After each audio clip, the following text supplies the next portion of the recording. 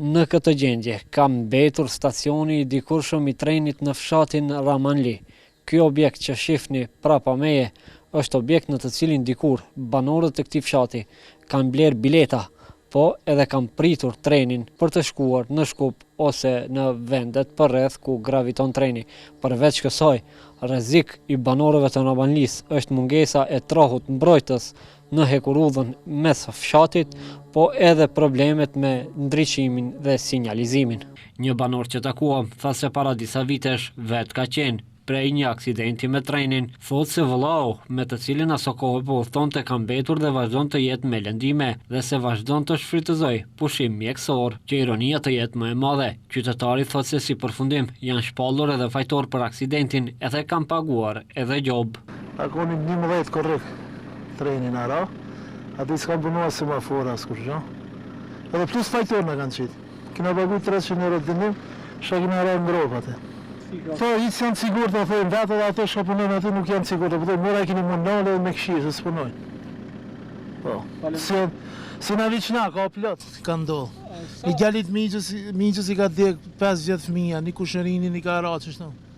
5 raste ka ndodhë. E banorët tjerë tregojnë se sa e rrezikshme është rruga që e frekuentojnë për çdo ditë, sepse thonë se e kanë patjetër të lëvizin për të kryer nevojat elementare për jetë. Po që është e rrezikshme për se jeta, shpirt, fëmijë, kejt kije, plot, shpesh, ka 3 më të banë.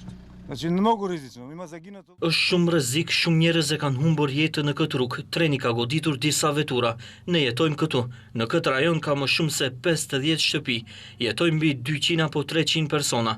Kalojmë për çdo ditë në të njëjtën rrugë. Është shumë rrezik. Edhe shumë e rrezikshme, posaçërisht edhe për nxënësit tonë, të cilët gravitojnë në këtë shkollë. Çdo ditë, domethënë, e hasmë në pengesa shumë të rrezikshme. Asnjëherë gati prej Maqedoninë Demokratike, pi viteve 90 këtu nuk ka as trap për pengesa ose mbrojtëse, sikur është në stacione tjera.